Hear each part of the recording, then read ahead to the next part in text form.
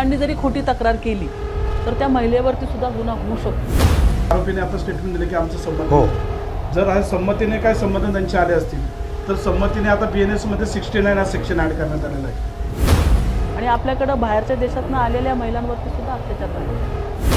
म्हणजे पोलीस पण आज खरा तपास करायला काय या सस्पेन्शनच्या मुळे काय धडवत आहे की हा प्रश्न आले पण तिला जर त्यांनी धाक दाखवला असेल तर ती CCTV कॅमेरे सुद्धा असतील। फाशीची शिक्षा याच्यामध्ये रेप आणि जर मर्डर झाला तर त्याच्यात फाशीच्या शिक्षेची तरतूद आहे। म्हणजे अजून किती अत्याचार होण्याची वाट सरकार बघणार आहे केंद्र सरकार आता। प्रेक्षको नमस्कार, मी उत्तम कुटे, आपण पाहतात आपला आवाज। 3 दिवसापूर्वी 25 तारखेला पुण्याच्या मध्यवर्ती भागात स्वारगेट ST स्थानकात साताऱ्याला चाललेल्या एका 26 वर्षीय तरुणीवर 2दा बलात्कार झाला। स्थानकात उभ्या असलेल्या शिवनेरी बसमध्ये तिच्यावर लैंगिक अत्याचार झाला। ह्या घटनेमुळं पुणेच नाही तर महाराष्ट्र हादरून गेला। याच्यामुळे महिला सुरक्षेचा प्रश्न पुन्हा ऐरणीवर आला, कारण अशीच घटना बरोबर 2 महिन्यापूर्वी पुणे जिल्ह्यातच खेड तालुक्यात म्हणजे राजगुरुनगरला घडली होती। 25 डिसेंबरला तिथे एका अल्पवयीन मुलीवर एका परप्रांतीयानं लैंगिक अत्याचार करून तिचा खून केला। ही घटना पाहिली म्हणून तिच्या लहान बहिणीचाही त्याने खून केला। ह्या अशा लैंगिक अत्याचाराच्या घटना ह्या 2 ठळक उदाहरणं झाली, परंतु अशा ह्या घटना पुणे परिसर राज्यात वाढतच चालल्या आहेत। अगदी लहान मुलीसुद्धा त्याला बळी पडत आहेत। यामागं नक्की काय कारणं असावीत आणि विशेषतः स्वारगेटच्या ताज्या घटनेच्या अनुषंगानं आपल्या स्टुडिओत चर्चा करण्यासाठी आज आल्या आहेत उद्धव बाळासाहेब ठाकरे शिवसेनेच्या आक्रमक नेत्या आणि नेहमी महिला अत्याचाराविषयी सजग असलेल्या पुणे जिल्हा संघटिका सुलभा उबाळे, आपलं स्वागत आहे। तसेच स्वारगेटचा गुंता तर थोडासा आता आणखी वाढला आहे, कारण 75 तासाच्या अथक प्रयत्नानंतर 500 पोलिसांच्या 13 पथकाला अखेर दत्ता गाडे हा आरोपी त्याच्याच गावात शिरूर तालुक्यात गुनाटमध्ये ऊसाच्या शेतात लपून बसलेला आढळला। त्याच्या तेथे मुसक्या आवळल्या, परंतु आता त्याने असा पवित्रा घेतला आहे की हे सगळं सहमतीने झालं आहे। तर म्हणून ह्या प्रकरणाची कायदेशीर बाजू उलगडून सांगण्यासाठी आपल्या बरोबर आहेत फौजदारी वकील ॲडव्होकेट आतिश लांडगे। तुमचंही स्वागत आहे। माझा प्रश्न सुलभाताई तुम्हाला आहे पहिला, की एकूणच महिला अत्याचाराच्या घटना खूप वाढत चालल्यात। अगदी लहान अल्पवयीन मुलीसुद्धा त्यातून सुटत नाही आहेत, म्हणजे अगदी काही महिन्यांच्या मुलीवरही असे लैंगिक अत्याचार होत आहेत। ही प्रकार किंवा ह्या अशा घटना कशामुळं वाढल्यात, काय कारण सांगता येईल? तुम्ही एक महिला नेत्या म्हणून किंवा महिलांसाठी झगडता, त्यांच्यावर अन्याय झाला तर धावून जाता, तर अशा या महिलांवर होणाऱ्या विशेषतः गंभीर अशा लैंगिक अत्याचाराविषयी काय सांगाल? खरं तर कायद्याचा धाकच गुन्हेगारांना राहिलेला नाही आहे। आपण बघतो की गुन्हेगार हा पुराव्याअभावी बऱ्याच वेळा सुटलेला दिसतो आणि शिक्षा होण्यासाठी जो कालावधी लागतो त्याच्यामध्ये त्याचं गांभीर्य संपतं। जो फिर्यादी असतो त्याची इच्छाशक्ती संपून जाते आणि जर ताबडतोब जर शिक्षा झाली कमी कालावधीमध्ये किंवा आरोपीला तसा जरब जर बसला, पोलीस असेल न्यायालय असतील या माध्यमातून, तर त्यांचं धाडस होणार नाही। पण बरेचसे सुटतात आणि शक्ती कायदा प्रलंबित आहे, आपल्याला सगळ्यांना माहिती आहे। जर तो ॲक्टिवेट झाला तर निश्चितपणे याला जरब बसेल असं मला वाटतं। तुम्ही शक्ती कायद्याचा उल्लेख केला, मला वाटतं महाविकास आघाडीच्या सत्ताकाळात तो कायदा आला आहे आणि त्याची अंमलबजावणी मात्र झालेली नाही आहे। तर त्याची आता अंमलबजावणी करावी असं तरी तुम्हाला आता वाटू लागले का? कारण अशा घटना घडता येतात, त्याला चाप तरी किमान त्याच्यामुळं बसेल किंवा तो एक कडक कायदा आहे त्याच्यामुळे अशा घटना टाळल्या जातील, तर त्याची अंमलबजावणी करा अशी आग्रहानं मागणी तुम्ही किंवा तुमचा पक्ष सरकारकडे शक्ती कराल. कायदा आता मला वाटतं केंद्राकडे प्रलंबित आहे. म्हणजे त्याच्यामध्ये काही दुरुस्त्या होत्या, त्या दुरुस्त्या राज्य सरकारने सुचवल्यानंतर तिथे त्याच्यावरती काही चर्चा झाली नाही. आणि जर तो लवकर आला असता तर त्याच्यामध्ये दोन्ही बाजूने, असं नाही की म्हणजे महिलांनी जरी खोटी तक्रार केली तर त्या महिलेवरती सुद्धा गुन्हा होऊ शकतो, अशा प्रकारची शक्ती कायद्यामध्ये तरतूद आहे असं आम्हाला समजलंय. म्हणजे तो डिस्क्लोज नाही अजून, परंतु अशा चांगल्या प्रकारचा कायदा आहे. आम्हाला कळत नाही की तो अजून का थांबलाय. म्हणजे अजून किती अत्याचार होण्याची वाट सरकार बघणार आहे, केंद्र सरकार, आता ते आम्हाला कळत नाहीये. लवकरात लवकर तो कायदा पारित व्हावा. आणि महत्त्वाचं म्हणजे जे महिला पोलीस अधिकारी किंवा कर्मचारी आहेत त्याची संख्या सुद्धा वाढवली पाहिजे. म्हणजे लोकांना पोलीस स्टेशनला गेल्यानंतर जो न्याय मागतो त्याला अशी खात्री वाटली पाहिजे की आम्हाला न्याय मिळेल. बहुतेक वेळा असं दिसून येतं की तिथे जाण्यासाठीच लोक घाबरतात. बाहेरच्या बाहेर म्हणजे गुन्हे असे घडतायत की त्याच्यातले फक्त 10 ते 20% नोंदवले जातात. 80% गुन्हे हे बाहेरच सेटल होतात. मग ते कुठली कारणं असू देत, मग ते गुन्हा नाही आहे का, मग तो गुन्हा आहेच, त्याच्याने ती वृत्ती बळावत जाते. तर ह्यामध्ये कुठंतरी एक काहीतरी म्हणजे ठोस निर्णय व्हायला पाहिजे असं मला वाटतं. शक्ती कायद्याचा उल्लेख झाला वकील साहेब, तुम्हाला असं वाटतं का शक्ती कायदा ठीक आहे परंतु ह्या संदर्भात सुद्धा आणखी कायदे कडक केले तर ह्या अशा गुन्ह्यांना, विशेषतः लैंगिक अत्याचारांच्या गुन्ह्यांना आळा बसेल असं वाटतं? नाही, आता शक्ती कायदा तर अंमलात आलाच पाहिजे, पण त्याच्याबरोबर जर आपण पाहिलं तर नवीन जो आता BNS कायदा आलेला आहे त्याच्यामध्ये आता हे संमतीने, आरोपीने आता स्टेटमेंट दिले की आमचं संमती झालं. जर हा संमतीने काय संबंध त्यांचे आले असतील तर संमतीने आता BNS मध्ये 69 हा सेक्शन ऍड करण्यात आलेला आहे. याच्यामध्ये पोलिसांनी पूर्ण तपास करून स्पेसिफिक सेक्शन 64 लावलेला आहे जो खास बलात्काराचा आणि रेपसाठी आहे. त्याच्यामुळं कायदा तर हा आता भक्कम झालेला आहे, पण त्याची अंमलबजावणी खऱ्या अर्थाने सर्वसामान्य लोकांपर्यंत झाली पाहिजे. आजकाल बऱ्याचशा केसेसमध्ये असं होतं की आता पोलिसांनी जरी कोणाला अटक केली किंवा कोणत्याही आरोपी विरुद्ध जर एखादी केस दाखल केली, जर पोलिसांना जर त्याच्यात तथ्य आढळलं नाही, त्याचा 169चा रिपोर्ट पाठवला तर तो पोलीस सस्पेंड व्हायच्या पण केसेस झालेले आहेत. त्याच्यामुळे पोलीस आजकाल काय विचार करतोय की एक केस दिली ना तर 2-4 आरोपी घ्या किंवा त्यांचे साक्षीदार गोळा करा, त्यांचे दोषारोपपत्र दाखल करा आणि कोर्टात दाखल करा. म्हणजे पोलीस पण आज खरा तपास करायला काय या सस्पेन्शनच्यामुळे काय दतावत आहे की हा प्रश्न निर्माण झालेला आहे. ह्या आरोपी जो आहे दत्ता गाडे, नाव जरी देवाचं असलं तरी त्याने कृत्य अतिशय घृणास्पद केलंय.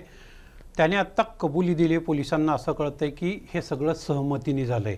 मला वाटतं त्याच्यातूनच आपले गृहराज्यमंत्री योगेश कदम आहे, त्यांनी जेव्हा तातडीनं भेट दिली तेव्हा त्यांनी तसं स्टेटमेंट दिलं होतं की त्या परिसरात म्हणजे एवढी मोठी वर्दळ होती आणि त्या मुलीने जर आरडाओरडा मदतीसाठी हाक दिली असती, मदत मागितली असती तर ते मिळाली असती किंवा ही घटना टळली असती.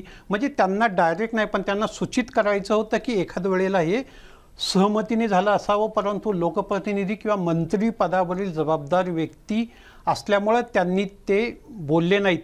तरीही त्यांनी हे धाडसानं स्टेटमेंट केलं की तसं त्यांनी सूचित केलं होतं. आणि आत्ता ह्या आरोपीच्या कबुली जबाबातूनही त्याला दुजोरा मिळतोय की आमचं सहमतीने झालं होतं. तर मग याचा काही ह्या गुन्ह्याच्या गंभीरतेवर, शिक्षेवर काही परिणाम होऊ शकतो का? निश्चितच होणार नाही. कारण का ज्या वेळेस त्या महिलेवरती तो अतिप्रसंग झाला त्यावेळेस तिची मेंटॅलिटी काय असेल. संमतीने झालं असतं तर पोलिसांनी ते तपासतील त्याचं. यांचे पहिले काय संबंध होते का, यांचं पहिलं काय बोलणं होतं का, ते मित्रमैत्रीण होते का, असं कोणत्याही प्रकार तिच्या स्टेटमेंटमध्ये आढळलेलं नाहीये. त्याच्यामुळे ह्या गुन्ह्यामध्ये कोणत्याही प्रकारचा परिणाम होणार नाही. आरोपी हा स्वतःची बाजू सावरण्यासाठी किंवा स्वतः वाचण्यासाठी हे स्टेटमेंट देतोय. आता तरी प्रथमदर्शी एवढं आढळतंय. म्हणजे तो स्वतःचा बचाव करतोय किंवा पळवाट करतोय असं म्हणायचं? निश्चितच तो पळवाट करतोय. कारण का ज्यावेळेस आता बऱ्याच जणांना म्हटलं की तिथं आरडाओरड केला नसेल का, अहो त्या महिलेची मानसिक परिस्थिती बघा, ती काय हॅबिच्युअल आहे का, तिच्यावर पहिले काय असे प्रसंग झालेत का, किंवा पहिले अशी तिची पार्श्वभूमी राहिली का, ती काहीतरी मेडिकलच्या याच्यामध्ये कुठेतरी हॉस्पिटलला कामाला आहे, अशा प्रकारचे कुठेतरी आज वाचण्यात आले. म्हणजे त्या महिलेला अशा प्रकारचे काय नाहीत ना, तिच्यावर अतिप्रसंग कोणत्याही महिलेवर झाला, तिची मानसिक परिस्थिती बघा ना, तिच्या कोणत्या परिस्थितीत आरोपीने तिला दादागिरी केली असेल, जीव मारण्याची धमकी दिली असेल, काय करून एवढ्या काळोखात रात्री ती बसमध्ये गेल्यानंतर कोणती परिस्थिती त्याच्यावर असेल. तिचा आवाज तरी निघेल का? कोणतीही घटना घडताना कोणाच्या तोंडून, माणसाच्या तोंडून नाही निघणार, तिथं महिला आहे. म्हणजे तुम्हाला असं म्हणायचं आहे का हा सर्राईत गुन्हेगार आहे, याच्या विरुद्ध अशा केसेस अहिल्यानगरला आहेत, शिरूरला आहेत, शिक्रापूरला आहेत आपल्या पुणे जिल्ह्यात. तर एखाद्या वेळेला त्याने धमकावला असेल, त्यातून ती गप्प बसली असावी आणि मग हा प्रकार झाला असेल. निश्चितच धमकावलं असणार त्याने. धमकावल्याशिवाय हा प्रकार होणार नाही. कोणती महिला स्वतःवर असा अतिप्रसंग धमकावल्याशिवाय करून देणार नाही आणि कालांतराने हे पुढे येईल, हे पण आपण बघा. सुलभाताई, तुम्हाला माझा दुसरा प्रश्न आहे की राज्य सरकार लाडक्या बहिणींना, मुख्यमंत्री माझी लाडकी बहीण म्हणून दर महिन्याला 1,500 रुपये देते. आता मला वाटतं ते 2,100 रुपये करणार आहे. पण दुसरीकडे ह्या लाडक्या बहिणींवर अत्याचार वाढत आहे. मी अगोदर म्हटलं, राजगुरुनगरच्या घटनेचा उल्लेख केला, ही घटना ताजी आहे. त्याशिवाय मावळात एक घटना घडली होती, एका पोलिसानंच शाळकरी मुलीचा विनयभंग करायचा प्रयत्न केला होता. तर लाडक्या बहिणींना ह्या ओवाळणीची म्हणा, भाऊबीजेची म्हणा, किंवा 1,500 रुपये किंवा 2,100 रुपये, याची खरी गरज आहे सरकारकडून का, की सरकारकडून त्यांना सुरक्षित करण्याची, म्हणजे लाडक्या बहिणींना सुरक्षित करण्याची गरज आहे? काय वाटतं तुम्हाला? खरं तर लाडकी बहीण हा विषय आर्थिक घटकामध्ये मोडतो, आर्थिक मदतीमध्ये मोडतो, आणि सुरक्षा हा सामाजिक विषय आहे. म्हणजे ह्याची सांगड सरकारनेच घालणं गरजेचं आहे. पैसा देत असताना आपण लाडकी बहीणला विरोध करणं चुकीचं राहील, कारण लाडकी बहीण हे आपण बघितलं की सगळ्या स्तरातल्या महिलांनी त्याचा फायदा उपभोग घेतलेला आहे. सरकारने आता अनेक बंधनं आणल्यानंतर त्याच्यातल्या काही महिला कमी झाल्या असतील, परंतु सामाजिक सुरक्षा आणि महिलांची मागणीच आहे. म्हणजे जिथे जिथे अत्याचार आणि अन्याय झाला तिथे महिलांनी सांगितलं की आम्हाला पैसे नकोत, आम्हाला सुरक्षा द्या, अशी महिलांनी मागणी तशी केलेलीच आहे. परंतु तो मुद्दा आपण बाजूला ठेवत असताना ह्यामध्ये मी पुन्हा एकदा सांगते की महिलांना सुरक्षित आपण बघितलं की बाहेरच्या देशात आपण फिरायला जातो, त्या ठिकाणी आपण गेल्या गेल्या आमच्यासारखे महिला विचारते की इथं क्राईम रेट काय, बरोबर, तर ते मोठ्या अभिमानाने सांगतात 0 क्राईम रेट आहे. किंवा काय दुबई सारख्या ठिकाणी वगैरे का, तर तिथं शासन कडक आहे. म्हणजे तिथं ह्या गुन्ह्याला फाशीची शिक्षा आहे. म्हणजे कुणीही अशा प्रकारला धजावणार नाही. एकटी महिला रात्रीची संपूर्ण त्या सिटीमध्ये फिरू शकते वगैरे. आणि आपल्याकडं बाहेरच्या देशातनं आलेल्या महिलांवरती सुद्धा अत्याचार झालेले आहेत, त्यांचे खून झालेले आहेत. मग आपण आपल्या देशाची प्रतिमा कुठे नेऊन ठेवतोय? हा एक शहरातला विषय नाही, जिल्ह्यातला विषय नाही, राज्याचा नाही, हा देशाच्या प्रतिमेचा विषय असतो. कारण सध्या सोशल मीडियामुळे ह्या बातम्या सगळ्या जगभरामध्ये जातात. त्यामुळं ह्याच्यावरती पाऊल उचलणं अत्यंत गरजेचं आहे. 120 कोटीमध्ये 60 कोटी ह्या महिला आहेत. मग त्यांचा सुरक्षेला प्राधान्य हे देणं गरजेचंच आहे, बाकीच्या सगळ्या गोष्टी बाजूला ठेवून. कारण ह्याच्यामधनं त्या महिलांचं संपूर्ण आयुष्यावरती त्याचा परिणाम होतो, त्याच्या कुटुंबाच्या आयुष्यावरती परिणाम होतो. इवन त्या जे सोसायटी असते, तिचे मित्र मैत्रिणी असतात, सगळ्यांच्या जीवनावरती याचा परिणाम होतो. त्यामुळं गांभीर्याने घेऊन अशा प्रकारच्या जे काही घटना घडत आहेत त्याच्यावरती एक सेपरेट फास्ट ट्रॅक कोर्ट चालवलं पाहिजे, त्यांना तातडीने शिक्षा दिली पाहिजे. आणि असं कोणी करणार त्याचं प्रशिक्षण सुद्धा मुलींना किंवा यांना शालेयापासून दिलं पाहिजे की कसं तुम्ही स्वतःला प्रोटेक्ट कराल किंवा धोका कसा संभवतो. म्हणजे आपण एवढं बघतो, सगळ्या गोष्टीचं करतो, तरी सुद्धा ह्या गोष्टी, आज ती मुलगी सुशिक्षित आहे, वर्किंग वुमॅन आहे, तरी ती बस बंद पडली म्हणून तिथपर्यंत गेली कशी, बरोबर, हा पण प्रश्न निर्माण होतोय की त्याच्यातनं आपण त्या मुलीचं अज्ञान प्रगट करावं का, किंवा तिला जर त्यांनी धाक दाखवला असेल तर ते CCTV कॅमेरे सुद्धा असतील. तो सराईत गुन्हेगार आहे हे समोर आलेला आहे आणि त्या गुन्ह्याला माफीच नाहीये. म्हणजे तुम्ही बघाल आता त्याच्यामध्ये त्या आगाराचं सगळं सुरक्षा आली त्याच्यावरती, किंवा परवा वसंत मोरेंनी जाऊन तिथे जो केलं त्यांनी दाखवलं की ते दारूच्या बाटल्या मिळाल्या, अजून कॉन्डम मिळाले. म्हणजे तिथे लॉजिंग सारखा व्यवसाय तिथं सुरू होता की काय. म्हणजे किती म्हणजे प्रचंड याच्या पाठीमागे संशोधनाचा विषय हा आहे.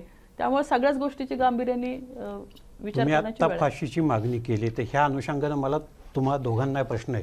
म्हणजे तुम्ही वकील म्हणून, कायद्याचे जाणकार म्हणून त्याच्यावर तुमचं मत द्या, आणि तुम्ही एक राजकीय पक्षाच्या नेत्या म्हणून मला सांगा की अशा गुन्ह्यांना फाशीचीच शिक्षा व्हावी अशी मागणी होते सध्या, समाजाच्या सगळ्या स्तरातून होते. त्यांना असं वाटतंय की ही सर्वोच्च शिक्षा दिली तरच ह्या गंभीर आणि महिलाविषयक गुन्ह्यांना आळा बसेल. तर सुलभाताई, तुम्ही काय सांगाल? खरंच फाशीची शिक्षा दिली तर ह्या गुन्ह्यांना आळा बसेल? आपण परवा छावा पिक्चर बघितला, एवढं मोठं, त्याच्यासाठी आपण कितीतरी लोक गेलो वगैरे, आणि आपण बघतो छत्रपती शिवाजी महाराजांचा आपण वारसा सांगतो, त्यावेळेस सुद्धा तुम्हाला माहिती आहे की त्या काळात या घटना घडत होत्या, हो. परंतु त्यांना शासन तसं होतं. हम्म. म्हणजे चौरंग करा त्या पाटलांचा असं महाराजांनी फरमान काढलं आणि जागेवरती त्याचे हातपाय कलम केले Correct, किंवा कडेलोट केला जायचा. ते शासन होतं म्हणून ती जनता सुखी होती. आणि ते आम्ही म्हणत नाही की या काळामध्ये ते करणं शक्य आहे, परंतु शिक्षा फाशीची म्हणण्यापेक्षा जर सुरुवात तुम्ही कुठून तरी केली की ह्याला कडक शासन होतंय, तर निश्चितपणे जरब बसू शकतो. कारण आता असं दिसतंय ना, आपला कायदा काय सांगतो, 100 गुन्हेगार सुटले तरी चालतील पण एक निरपराध सुटला नाही पाहिजे. मग ते 100 गुन्हेगार जे सुटतात ते समाजामध्ये अराजकता पसरवतात ना. म्हणजे कुठंतरी एक बदल घडला पाहिजे ना. माणसाची म्हणजे विकृती वाढलेली आहे, मानसिकता बदललेली आहे. पूर्वीचा काळ होता, म्हणजे म्हणतात आपण कलियुग आले आता, त्या काळामध्ये या गोष्टी चालत होत्या, पण आता हे चालणार नाहीये. तुम्हाला म्हणजे गुन्हेगाराला हे शासन केलंच पाहिजे, तो सुटलाच कामा नये. त्यामुळे तुम्ही नार्को टेस्ट वगैरे आम्ही ऐकतो, तर अशा केसमध्ये तुम्ही घ्या ना नार्को टेस्ट, तिथं खरं खोटं तुम्हाला कळेल ना. कायद्यामध्ये एवढं मोठी तफावत आहे ना की म्हणजे मी म्हणतो ना की उशीर, डिले जो आहे तो त्या व्यक्तीला तिथे म्हणजे भाग पाडतो की माघार घेण्यासाठी किंवा ऍडजस्टमेंट करण्यासाठी. याच्यातनं ह्या गोष्टी निष्पन्न होतात. वकील साहेब, तुम्ही काय सांगाल? अशी सर्वोच्च सगळ्यात मोठी शिक्षा दिली, ज्याला लाईफ तुम्ही काय म्हणता त्याला, ती पनिशमेंट दिली, तर खरंच हे बलात्काराचे म्हणा गुन्हे कमी होतील? याच्याने दोन्ही बाजूने आपण विचार केला पाहिजे. जर आता कायद्यात बघितलं तर आता अमेंडमेंट आलेले आहे, त्याच्यामध्ये आता कमीत कमी 10 ते 20 वर्ष शिक्षा बलात्काराच्या गुन्ह्यात आहे आणि मॅक्झिमम जन्मठेपेची शिक्षा आहे. फाशीची शिक्षा ह्याच्यामध्ये रेप आणि जर मर्डर झाला तर त्याच्यात फाशीच्या शिक्षेची तरतूद आहे. जर अमेंडमेंट झाली पाहिजे. आता ताईने सांगितल्याप्रमाणे निश्चितच कोर्टाची संख्या वाढली पाहिजे, फास्ट ट्रॅक कोर्ट आले पाहिजे. शासनाने तालुका स्तरावरील सेशन कोर्ट व जिल्हा न्यायालयाची स्थापना करणं गरजेचं आहे. कारण का आज आपण जर बघितलं तर एका न्यायाधीशाकडे 3 ते 4 हजार मॅटर आहे. बरोबर आहे. 4,000 प्रकरणामध्ये तो न्यायाधीश तुम्हाला कसा न्याय देऊ शकेल? तुमची आज जर तारीख झाली तर दुसरी तारीख तुमची 1 वर्षानेच येते. बरोबर. आणि तो खटला आज बोर्डावर येता येता तुमची केस चालता 15 वर्ष निघून जाते. त्या आरोपीला 15 वर्षाने शिक्षा देऊन शिक्षेला अर्थच राहत नाही. बरोबर. एक प्रकारे त्या जर महिला भगिनीला किंवा कोणत्या विक्टिमला जर न्याय द्यायचा असेल तर त्याला लवकरात लवकर फास्ट ट्रॅक कोर्ट हे सर्वच ठिकाणी स्पेशल कोर्ट स्थापन होणे खूप गरजेचं आहे. सुलभाताईंनी आता उल्लेख केला त्या अनुषंगानं तुम्हाला प्रश्न आहे की परदेशात असं करायचं धाडस सहसा कोणी करत नाही, कारण तिथे शिक्षा खूप कडक आहे. किंवा त्यांनी इतिहासाचा सुद्धा दाखला दिला की छत्रपती शिवाजी महाराजसुद्धा अशा बलात्कारांचा कसा चौरंग करत होते. आत्तासुद्धा आखाती देशात अशा गुन्ह्यांना खूप कडक शिक्षा आहे. इवन तुम्ही जर चोरी केली तरी त्याची खूप कडक शिक्षा आहे. म्हणजे आणि माझ्या माहितीप्रमाणे जर बलात्कार केला तर त्याला पब्लिकली मृत्यूदंड दिला जातो. तर त्याविषयी काय सांगाल? म्हणजे तशी जर जाहीर शिक्षा, आता आपल्याकडे लोकशाही आहे म्हणून ती कितपत देणं योग्य ठरेल किंवा तशी दिली तर बलात्कार थांबतील असं वाटतं तुम्हाला वकील म्हणून? किती कठोर शिक्षा केली तर माणसाची मानसिकता तुम्ही बदलू शकत नाही. कारण का आरोपी हा कोणत्याही जाती धर्माचा नसतो. त्याची मानसिकता, त्याची मेंटॅलिटी ती फक्त आरोपीची, ती आरोप करण्याचीच असते. जर आखाती देशात जरी अशा प्रकारच्या शिक्षा असल्या तर आपल्या याच्यात पण शिक्षा कठोर आहे, पण त्याची अंमलबजावणी करताना त्या शिक्षेचे गैर अर्थ पण घेणे गरजेचं आहे.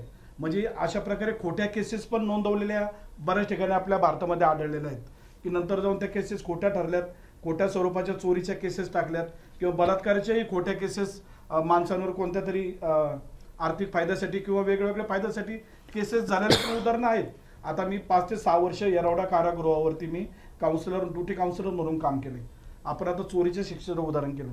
तुम्ही बरेचसे आरोपी असे पाहिलेत जे गरीब आहेत, त्यांना सोडवायला कोण नाही. आता जिल्हा विधी सेवा प्राधिकरणाने शासनाने तो उपक्रम आणलाय की विक्टिम कॉम्पेन्सेशन, जे कोण भगिनी असेल किंवा विक्टिम असेल तिला 3 लाखापर्यंत तिला शासनाकडून, विधी सेवा प्राधिकरणाकडून ऍसिड हल्ल्यात असू द्या, बलात्कार प्रेरित असू द्या किंवा अजून वेगवेगळे गुन्हे आहेत ज्याच्यामध्ये तिला कॉम्पेन्सेशन शासन देते कोर्टामार्फत. पण त्या आपण ज्यावेळेस मी येरवडा कारागृहात या सगळ्या गोष्टींचा गरीब आरोपींना आम्ही सोडत होतो जिल्हा विधी सेवा प्राधिकरणातून, साहेब त्यावेळेस असे पण भरपूर आरोपी आहेत की ज्यांच्यावरती केसेस असे आहे की ज्यांना कोण सोडवायला नाही, तो सुटल्यानंतर पोलीस उचलून नेतात आणि परत एखाद्या पेंडिंग केसमध्ये टाकून देतात, आरोपी दाखवतात. खरं तर पोलिसांना प्रशिक्षणाची गरज आहे. खरा केसेस खरा तपास पोलिसांनी केला पाहिजे. जर खरा तपास केला खऱ्या गुन्ह्याचा आणि खरी चार्जशीट जर पोलिसांनी दाखल केली तर निश्चित आपल्या इथं शिक्षेचं प्रमाण वाढल्याशिवाय राहणार नाही. सुलभाताई, मी तुम्हाला विचारतोय की स्वारगेटची घटना घडली, त्याच्यानंतर लगेच जबाबदारीची ढकलाढकली सुरू झाली. परिवहन विभागाचा हा विषय आहे. गृह विभागाचं म्हणणं म्हणजे योगेश कदमांचं म्हणणं पडलं की तिथल्या सुरक्षेची जबाबदारी ही परिवहन विभागाची, म्हणजे स्वारगेटच्या डेपो मॅनेजरची होती. आणि त्यापूर्वी मला वाटतं 4 दिवस अगोदरच तिथे जे काही प्रकार चालायचे किंवा सुरक्षेसंदर्भात त्यांनी स्थानिक वरिष्ठ पोलीस निरीक्षक स्वारगेटच्या की बाबा मागणी केली होती, आम्हाला तुम्ही सुरक्षा व्यवस्था द्या किंवा आमच्याकडे येऊन किंवा तुम्ही आमच्या इथे जे काही गैरप्रकार चाललेत ते पहा. तर एकूणच ही गृह विभाग आणि परिवहन विभाग यांच्यात जबाबदारीची ढकलाढकली एवढ्या मोठ्या गंभीर घटनेवरून कितपत योग्य वाटते तुम्हाला? आणि ढकलाढकली तर अजिबात केलीच नाही पाहिजे. खरं तर सगळेच काही अंशी जबाबदार आहेत या गोष्टीला. म्हणजे परिवहन विभाग आणि त्यांचा जो आगार आहे तिथं अशा प्रकारचे कृत्य यापूर्वी सुद्धा घडताना तिथं काही गोष्टी आढळून आलेल्या आहेत. म्हणजे या गोष्टी तिथं सर्रास घडत होत्या.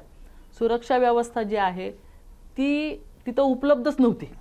मग तो परत कोणाचं कॉन्ट्रॅक्ट होतं, कोण तिथे होतं, ते सगळ्या गोष्टी चौकशीच्या आल्या.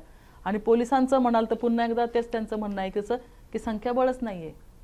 ते आता सरकारी जागा आहे ती आणि प्रत्येक बसला प्रोटेक्शन ते देऊ शकत नाही असं त्यांचं म्हणणं आहे.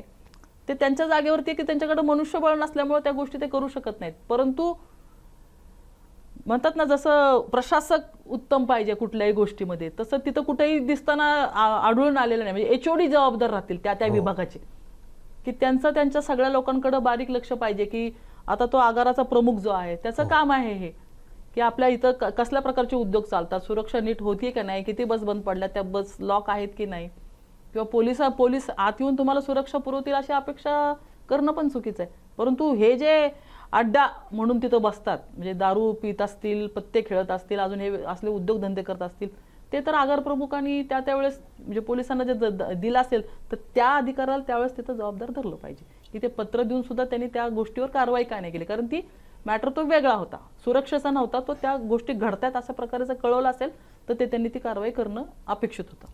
मला तुम्हाला एक दोघांनाही विचारायचं आहे की अशा घटना भविष्यात घडू नयेत म्हणून प्रशासनाने काय उपाययोजना केल्या पाहिजेत किंवा जनतेनेही काय काळजी घेतली पाहिजे, किंवा जसं शाळेत लैंगिक शिक्षण आता दिलं जातं तसंच आत्मसंरक्षणाचेही धडे मुलींना त्यातही द्यावेत का, जेणेकरून अशा घटनांना त्या सक्षमपणे सामोरे जातील.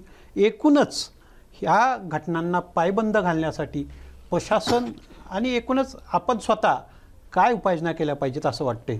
तुम्ही म्हणाल शाळेमध्ये, तर पालघरची घटना कुठे घडली? शाळेत घडली. म्हणजे सुरक्षा म्हणाल तर सुरक्षात कुठंच नाही. आज अशी वेळ आली की प्रत्येकाने स्वतःची सुरक्षा स्वतःच केली पाहिजे आपल्या या देशामध्ये. आणि महत्त्वाचं म्हणजे घरामध्ये ती मुलीची जी आई असेल, खास करून म्हणजे घरातले पालक, त्यांच्यावरती अननेसेसरी जबाबदारी अशी येते की आपल्याकडं आपला समाज असा आहे की अशा गोष्टी आई किंवा वडील मुलांशी बोलत नाहीत. हा आपल्याकडे विषय आहे की आपण त्या गोष्टीवरती बोलतच नाही. त्यामुळे मुलांना ते अभिज्ञ राहतात, ते त्याच्यावरती क्युरियोसिटी त्यांची वाढत जाते. आणि त्या अनुषंगाने जसं आता वकील साहेबांशी मागाशी बोलले की छोटी 13-14 वर्षाची मुलं यूट्यूबवरती घाणेरडे पिक्चर बघतात, हे बघतात, त्याच्यातनं त्यांच्या काही गोष्टी विकृती वाढत जाते. मग तो मुलगा असेल तर त्याची त्या दिशेने पाऊलवाट चालू होते. मग ह्याच्यामध्ये घरातनं आपले पालकसुद्धा, शिक्षकसुद्धा, आजूबाजूच्या समाजाने सुद्धा जागृत राहायला पाहिजे की बाबा ठीक आहे, हा माझा मुलगा नाही, हा दुसऱ्याचा मुलगा आहे, पण हा काय करतोय, तसं असेल तर त्याच्या आईवडिलांना कळलं. प्रत्येक व्यक्तीने जबाबदारीने वागलं पाहिजे. मग तो स्वतःच्या मुलासाठी नाही तर समाजासाठी जबाबदारी प्रत्येकाने स्वीकारली पाहिजे. चांगला समाज घडवण्यासाठी मी म्हणाल तसं प्रबोधनकार आपले आहेत. आता सगळ्या स्तरातनं प्रबोधन होतं, पण पर्टिक्युलर जे शाळेचं वय आहे, जिथं मुलं मातीचे गोळे असतात, त्यांना आकार दिला जातो, त्या वयापासून त्यांना त्या गोष्टी संस्काराच्या शिकवणं गरजेचं आहे असं मला निश्चितपणे वाटतं. वकील साहेब, तुम्ही काय सांगाल? पोलीस यंत्रणा सक्षम आहे की त्यांना मनुष्यबळाची समस्या जाणवते, कायदे पुरेसे सक्षम आहेत की काय? एकूणच अशा घटना रोखण्यासाठी जसं ताईंनी सांगितलं की आपण काय केलं पाहिजे, तसं पोलिसांनी, सरकार म्हणजे पोलीस म्हणजे सरकार आणि समाज यांनी काय करणं अपेक्षित आहे? काय वाटतं तुम्हाला? पोलीस खात्यात प्रामुख्याने महिलांची संख्या वाढवली पाहिजे. दुसरा तर ताईंनी सांगितल्याप्रमाणे सुसंवाद जो आई वडिलांचा आहे तो सुसंवाद झाला पाहिजे. आपण जर आज रोडवर जर पाहिलं तर 90% हे मुलं मुली हे कानात हेडफोन लावून बोलत चाललेले असतात. कोणाबरोबर बोलतात कोणाबरोबर नाही याच्याबद्दल काय सांगायची गरज नाही. याच्यासाठी पण उपाययोजना करणे गरजेचं आहे. पोलिसांची संख्या वाढवली पाहिजे. कायदा हा भक्कम आहे पण त्याची अंमलबजावणी पोलिसांच्या मार्फत चांगल्या प्रकारे झाली पाहिजे. त्याचं अवेअरनेस झालं पाहिजे. त्या शिक्षा काय आहे, एखादा गुन्हा घडल्यानंतर त्याला शिक्षा काय होऊ शकते याचेही कॅम्प तुमचे तालुका स्तरावर किंवा जिल्हा स्तरावर पोलिसांमार्फत भरले गेले पाहिजेत. शिक्षेचं अवेअरनेस झालं पाहिजे. अशा प्रकारे भरपूर उपाययोजना करण्याची गरज आहे. न्यायालयांची संख्या वाढण्याची गरज आहे. तो मुख्य मुद्दा म्हणजे जर खटले वेगाने निकाली काढायचे असेल आणि प्रलंबित ठेवायचे नसेल तर न्यायालयांची संख्या वाढली पाहिजे किंवा जसे ताई म्हटलं की असे खटले विशेषतः फास्ट ट्रॅक कोर्टात चालवले गेले पाहिजे. म्हणजे थोडक्यात तुमचं असं म्हणणं आहे की कायदे पुरेसे आहेत, फक्त त्याची अंमलबजावणी प्रभावीपणे झाली तर असे गुन्हे सहसा होण्याची शक्यता नाही.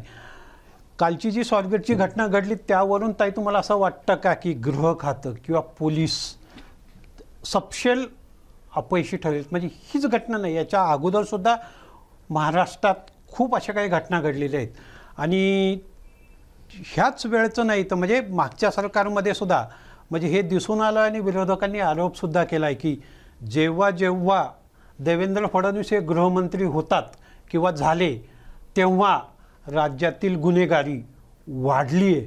म्हणजे हा दुर्दैवी योगायोग आहे असा त्यांचं म्हणणं आहे किंवा आरोप आहे. पण एकूणच ती वस्तुस्थिती आहे की होम मिनिस्ट्री जेव्हा फडणवीसांकडे येते तेव्हा राज्यातली गुन्हेगारी उचल खाते. याच्याशी तुम्ही सहमत आहे का? आणि विशेषतः स्वारगेटच्या घटनेवरून पोलीस आणि गृह खातं सपशेल अपयशी ठरले असं तुम्हाला वाटतं का? नाही, मी पुन्हा एकदा माझं तर तेच त्या विषयावर मी ठाम आहे की कायद्याचा धाक हा कुणालाच राहिलेला नाही. मग ह्या लैंगिक अत्याचार प्रकरण असू देत, दरोडा असू देत, चोरी असू देत किंवा फसवणूक असू देत, कुठल्याही गोष्टीमध्ये कायद्याचा धाक कुणालाही नाही. आता तुम्ही जे म्हणालात की आता सरकारची भूमिका तुम्ही बघितलं की कशा प्रकारचं राजकारण आज संपूर्ण देशामध्ये सुरू आहे की लोक सगळे जोडा तोडा फोडा ह्याच्यामध्ये सगळेजण व्यस्त आहेत. त्यामुळे जनतेकडं म्हणजे म्हणावं तसं जनतासुद्धा हे सगळं एंटरटेनमध्ये आहे आणि जनतेला सुद्धा म्हणजे आपलं कुणी आहे का वरती मायबाप म्हणलं जायचं सरकारला, तसं भावना जनतेमध्ये राहिलेली नाही आहे. आणि खऱ्या अंशाने आपण बघतो की जेव्हा एकाचं सरकार कोणाचं असेल तेव्हा त्याला पूर्ण जबाबदारी घेऊन आपण म्हणू शकतो की बाबा तुम्ही केलं. आता 2-2, 3-3 जण मिळून सरकार करतात तर सगळ्यांची ढकलाढकली, हा असं म्हणला तो तसं म्हटला आणि ते एवढं त्यांच्या ह्याच्यामध्ये व्यस्त आहे. तुम्ही बघितलं आता संतोष ते देशमुखांच्या प्रकरणामध्ये सुद्धा अजून आरोपी अटक नाही आहेत. म्हणजे एवढं मोठा विषय असताना सुद्धा तिथेही तशा गोष्टी घडलेल्या आहेत. म्हणजे तो अत्याचार नसला तरी तो खून आहे. तिथेही आपण आता बघितलं की कोणाला ते जेलमध्ये चांगले लक्झरी लाईफ जगतायत वगैरे. म्हणजे अशा घटना आपल्या देशात होत आहेत वरच्यावर. त्यामुळं सर्वसामान्य जनतेचा हा कायद्यावरचा विश्वास उडालेला आहे. त्यांना असं वाटतच नाही की एखाद्या आरोपीला वाटत नाही की मला शिक्षा होईल, मी तर देऊन सुटून येईल, मी घेऊन सुटून येऊ शकतो. अशा प्रकारचं म्हणजे कायद्याचं राज्य तर अजिबात आता सध्या दिसत नाही आहे. खऱ्या अंशाने पुन्हा एकदा म्हणजे उत्तम प्रशासक म्हणून जर काम करायचं ठरवलंच म्हणजे आपण बाहेरचं जाऊ दे, इथं पिंपरी चिंचवडमध्ये सुद्धा महानगरपालिका आयुक्त आणि पोलीस कमिशनर यांनी जर हातात हात घालून काम करायचं ठरवलं तर ते संपूर्ण शहरामध्ये आपल्या कंट्रोल आणू शकतात. त्याच प्रकारचा कंट्रोल हा वरचे सगळे अधिकारी जर एकत्र आले आणि त्यांनी जर त्यांच्या लोकांना कार्यान्वित केलं तर ह्या सगळ्या गोष्टी निश्चितपणे थांबू शकतात. एकूणच पण मी तुम्हाला त्या अनुषंगाने विचारतोय, तुम्ही मला थेट उत्तर हवं आहे की पुण्यात म्हणजे 2023ला ससून रुग्णालयाबाहेर 2 कोटीचं ड्रग सापडलं. ललित पाटील नंतर त्याचा कारखाना पकडला गेला. त्याच्यानंतर कोयता गँग त्यांनी उच्छाद मांडला पुण्यात. हिट अँड रनचं मोठं प्रकरण गाजलं. अशा घटना घडतच चालल्यात आणि त्याचा क्लायमॅक्स कालच्या परवाच्या घटनेनं स्वारगेटच्या घटनेने झाला. म्हणजे पुण्यात गुन्हेगारी काही आटोक्यात यायचं नाव घेत नाही आहे. यामुळं पोलीस आयुक्त कार्यक्षम दिसत आहेत पण ते ठरलेत म्हणून मग त्यांचा राजीनामा घेणं किंवा जसं मी अगोदर म्हटलं की गृहमंत्री फडणवीस झाल्यावर गुन्हेगारी उचल खाते त्यामुळं ते सुद्धा गृहमंत्री म्हणून थोड्याफार प्रमाणात का होईना अपयशी ठरलेत तर पोलीस आयुक्त आणि गृहमंत्री यांनी राजीनामा, जशी मुंडेंच्या राजीनाम्याची मागणी मस्साजोगच्या प्रकरणात नैतिक जबाबदारी म्हणून झाली, तशी यातही नैतिक जबाबदारी म्हणून किमान सीपींनी राजीनामा द्यावा असं तुम्हाला नाही वाटत? ते फेल ठरलेत म्हणून. खरं तर हे जे गृह खातं जे आहे ना, ते एका व्यक्तीकडं स्पेशली असायला पाहिजे असं मला एक नागरिक म्हणून वाटतं. एका मंत्र्याकडे जर अशी 4-4, 5-5, 6-6 खाती असतील तर तो प्रत्येक विभागाला न्याय देऊ शकेल मला वाटत नाही. कारण हे काय एका जिल्ह्यापुरतं नाहीये गृहमंत्री, हे संपूर्ण राज्याचं आहे. आणि त्याच्यावरती रोजची परेड ही झालीच पाहिजे. म्हणजे रोजची लोकांशी जर ते स्वतः मंत्री महोदय जर कनेक्ट असतील, गृहमंत्री स्वतः, तर ते निश्चितपणे त्यांच्यावरती कंट्रोल राहू शकतो. आता तो सीपी जे असतील त्यांच्यावर जबाबदारी, म्हणजे आता HOD मी म्हणलं पुन्हा एकदा की खाली कुणी काय केलं तरी तो वरचाच माणूस जबाबदार राहायला पाहिजे. कारण त्याच्याकडनं खालच्याला तो कंट्रोल असायला पाहिजे. म्हणजे धाक हा त्यांच्या स्वतःचा सुद्धा असायला पाहिजे. तो नसतानाच दिसतोय आता. त्यामुळे ते लोक जबाबदार आहेतच. नाही, मग ती जबाबदारी स्वीकारून त्यांनी काही किमान पोलीस आयुक्त ठळक अपयश त्यांचं दिसतंय पुण्यामध्ये आहे ना. आपल्याला विद्येचं माहेरघर म्हटलं गेलं पुण्याला. आपण एकेकाळी बघितलं की पेठांचं पुणे ते आता राहिलेलं नाहीये. बरोबर आहे. जसं IT कंपनी असतील किंवा शिक्षणाच्या साठी बाहेरच्या राज्यातली आणि इवन बाहेरच्या देशातली मुलं सुद्धा पुण्यात येऊन राहतात. ड्रग्ज कुणाला लागतात? पुणेकरांना नव्हते लागत ड्रग्ज. शांत सुशिक्षितांचं पुणे राहिलंच नाहीये. जो गराडा पडलाय, म्हणजे जो वेढा पडलेला आहे, त्यामध्ये सगळे बाहेरनं आलेली मंडळी तिथं हे झाली आहेत. आणि त्यांच्यामुळं आपली काही संस्कार क्षम बिघडलेली आहेत. आणि हे जे आहे ड्रग्ज, म्हणजे त्याचे आईवडील इथं राहत नाहीत, बाहेर राहतात. सिम्बॉसिस असेल, तुम्हाला बघायला मिळतं की असे हे ड्रग्स जे प्रकार आहेत ते सर्रास पुण्यामध्ये दिसतातच आहेत.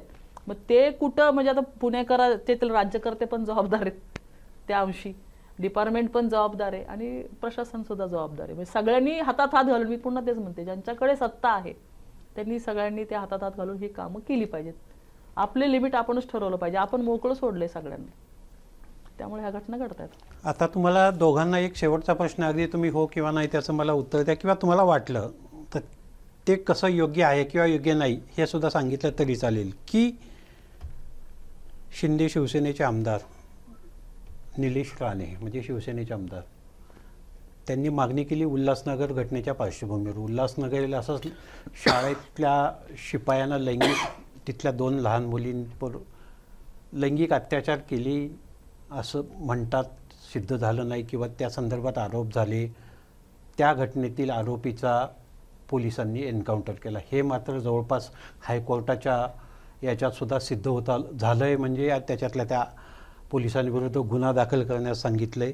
त्या पार्श्वभूमीवर निलेश राणे, म्हणजे राणे पितापुत्र नेहमीच अशी धाडची स्टेटमेंट करत असतात, त्यासाठी ते प्रसिद्धच आहेत. मग ते मंत्री राणे असू द्या किंवा आमदार राणे असू द्या किंवा केंद्रातले माजी मंत्री नारायण राणे असू द्यात. तर आत्ता आमदार निलेश राणेंनी असं स्टेटमेंट दिलं आहे की बलात्कार जे करतात त्यांचा एन्काउंटरच केला पाहिजे. ही मागणी किंवा हे म्हणणं तुम्हा दोघांना कितपत योग्य वाटतं? तर हो वाटत असेल तर का, आणि ना वाटत असेल तर का नाही? ताई तुम्ही सांगा. हे काय आपल्यासारख्या देशामध्ये शक्य गोष्ट नाहीये. बोलायचं आणि त्याची कृती होणं गरजेचं आहे. ह्याच्यातनं काय होतं, लोकांचं अजून विश्वास उडतो की राज्यकर्ते काहीतरी एक बोलतात आणि प्रत्यक्षात घडताना वेगळंच दिसतं. इन्काउंटर प्रत्येकाचा होणं हे आता ज्याचा झालाय त्याचा सुद्धा तुम्हाला खुलासा देता येत नाहीये. निस्तरावं लागतं. त्याच्यापेक्षा ह्या सगळ्या मंत्र्यांनी एकत्रित येऊन एक जिल्ह्याचा जरी आढावा घेण्याचा प्रयत्न केला की इकडची गुन्हेगारी कुठल्या स्तरावर आहे, मग क्रिमिनलमध्ये किती आहेत, बाकीच्या गोष्टी सिव्हिलमध्ये किती आहेत, म्हणजे प्रत्येक गोष्टीत क्राईम आहे ना, महिलांच्या बाबतीत किती गुन्हे घडलेत, ह्याचा जर आढावा घेऊन त्या प्रकारच्या जर त्यांनी आदेश दिले, कारवाई फास्ट ट्रॅक कोर्ट किंवा संख्या जशी पाहिजे तशी वाढून दिली तर त्याचा फायदा होईल. बोलायचं नुसतं असतं, त्याची अंमलबजावणी पण झाली पाहिजे. तसं पण कायदे आहेत, अंमलबजावणी नाही. बोलून जनप्रोक्षबक बोलून लोकांची मनं दुभंगायची किंवा त्यांचा एकतर विश्वासच उडून जाईल अशा प्रकारचं वक्तव्य करून काही उपयोग नाही ना.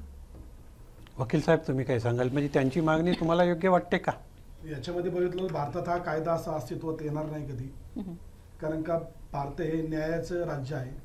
न्यायाच्या राज्यामध्ये असं जर बरं ठीक आहे, मग आता जर असं जर ठरलं भारतामध्ये किंवा महाराष्ट्रामध्ये, क्योंकि बलात्काराचा जो पीडित व्यक्ती आहे त्याचा जो आरोपी आहे त्याला एन्काउंटरच करायचं आणि गोळ्याच घालायचं. मग याच्यात तुम्ही वर्गवारी कशी करणार? खरे बलात्कार किती, खोटे बलात्कार किती? बरोबर. हा पण पुढे विषय निर्माण होईल. तर हा म्हणजे संविधान तुम्हाला याच्यातून असं सूचित करायचं की काही केसेस ह्या खोट्याही दाखल केल्या जातात बऱ्यापैकी येतात ना, बऱ्यापैकी खोट्या केसेस पण आहेत, नंतर त्या मिटतात पण, किंवा काही सहमतीने झालेल्या असतात आणि नंतर मग आता कायदा कलम BNS मध्ये 69 आलाय. 69 आल्यामुळं तर आता बलात्कारच्या केसेस कमी झालेल्या आहेत, कारण का संमतीने ज्याचे शरीर संबंध येतात त्याच्यासाठी हा 69 कायदा आता नवीन कायद्यात आलेला आहे. आणि 69 कायदा येणं खूप महत्वाचं आहे, कारण की जो संमतीने करतात त्याला पण बलात्कारच्या केसमध्ये होतात. आणि ज्यावेळेस बलात्कारची केस होते त्या बलात्कार केसमध्ये फक्त त्या आरोपीला शिक्षा होत नाही, ती महिला पण एक प्रकारे ती शिक्षाच भोगती, कारण तिच्या समाजातलं नाव प्रतिष्ठा एक बलात्कारित म्हणून त्या महिलेचं पण नुकसान होतं. पण शासनाने आता हे ज्या कायद्याची जी वर्गवारी केली, सेक्शन 64 हा बलात्कारासाठी आणि सेक्शन 69 हा ज्यांनी संमतीने असे संबंध आलेत त्यांच्यासाठी वर्गवारी केली. हा कायदा बरोबरच आहे, पण त्याची पहिलं पण आपल्याला सांगितल्याप्रमाणे त्याची अंमलबजावणी कठोरप्रमाणे राबवणं गरजेचं आहे. म्हणजे एन्काउंटर करायच्याशी म्हणजे तुमचं सहमत नाहीये, म्हणजे किंवा तो प्रॅक्टिकल योग्य वाटत नाही तुम्हाला? नाहीये बोलायला कोणी सांगल, भावनिक दृष्ट्या प्रत्येक माणसाला वाटतं की बाबा जो कोण आरोपी आहे किंवा खुनातल्या आरोपीतला असू द्या किंवा बलात्कारित असू द्या त्याला मारलं पाहिजे, लगेच फाशी शिक्षा झालं पाहिजे, अशा आरोपींचे एन्काउंटर झाले पाहिजे, जागेवर त्यांना ठेचून मारलं पाहिजे. हे भावनिक दृष्ट्या जरी खरं असलं तरी कायदेशीर दृष्ट्या याला काही अर्थ नाही. हा, म्हणजे त्यांचा तो तात्विक किंवा त्यावेळचा सडन आपला कायदा प्रोव्होकेशन असा आहे ना की दामिनी ब्रिगेडच्या माध्यमातून आपल्याला माहिती आहे की आम्ही काही बलात्कारांना म्हणजे जागेवर डायरेक्ट पकडून फटके देऊन जेव्हा केलं तेव्हा आमच्यावर पण गुन्हे दाखल झाले. आपला कायदा हे सांगतो. म्हणजे तुम्ही जर कुणाला मदत करायला गेला तर तशा प्रकारचे केसेस आमच्यावर झालेले आहेत. त्यामुळे आपल्याकडे फार ही विषमता आहे. त्यामुळे बोलणाऱ्यांनी त्याचा तारतम्य ठेवूनच सगळ्या गोष्टी केल्या पाहिजेत. तसं तर बघितलं तर तसा म्हणलं तर त्यांच्यावर सुद्धा गुन्हा दाखल होऊ शकतो एखाद्याने करायचंच ठरवलं तर. प्रक्षोभक वक्तव्य केलं म्हणून. बरोबर बरोबर बरोबर. व्यक्तव्य केलं म्हणून एखाद्या त्यांचं ऐकून जर कुणी केलं एखाद्या आरोपीला बाबा जाऊ दे पोलीस नाही मारत मीच मारतो, त्याने जाऊन त्यानेच त्या आरोपीला गोळ्या घातल्या तर गुन्हाच वगैरे होणार ना. गुन्हाच होणार. म्हणजे एकूणच त्या घटनेनंतर ठीक आहे, स्वाभाविक आहे अशा घटनेनंतर जनक्षोभ होणं, संताप होणं किंवा त्याच्यातून तेवढ्यापुरती मागणी करणं योग्य आहे, परंतु ती आपल्या लोकशाहीत किंवा एकूणच तुम्हाला ती अक्कू कशी यादव प्रकरण आठवत असेल. हो, त्याला कोर्टामध्ये ठेचून मारला जमावाने वगैरे. तो जमाव खूप मोठ्या प्रमाणात होता म्हणून त्या गोष्टी घडल्या नाहीत. पण एक दोघा तिघा चौघांनी मारला असता तर निश्चितपणे त्यांना डायरेक्ट 302च्या केसमध्ये अटक झाली असती. म्हणजे आपले कायदे वेगळ्या पद्धतीचे कायदे आहेत. प्रेक्षको, स्वारगेटची घटना जिने पुणंच नाही तर अख्खं महाराष्ट्र सुन्न केलं होतं, ती घटना कशी घडली किंवा त्यामागची कारणच काय, तीच घटना नाही, एकूणच पुणे, पिंपरी चिंचवड, पुणे जिल्हा आणि राज्यात ज्या काही महिला अत्याचार, लहान मुलींवरील लैंगिक अत्याचार ह्या ज्या काही घटना वाढत चालल्या आहेत त्यामागे काय परिस्थिती आहे, काय कारणं आहेत आणि काय केलं म्हणजे अशा घटनांना आळा बसेल, कायद्यात दुरुस्ती केली पाहिजे की मागणी जशी झाली एन्काउंटरची ते केलं पाहिजे. एकूणच ओव्हरऑल कायद्याच्या आणि दृष्टीनेही त्याच्यावर आज सांगोपांग विचार आणि चर्चा झालेली आहे. एकूणच दोघांकडून तुम्ही खूप व्यवस्थित ह्या गंभीर आणि नाजूक विषयावर महत्त्वाचं विवेचन केलं, त्याबद्दल आपला आवाजच्या वतीने तुमच्या दोघांचंही अभिनंदन आणि आभार.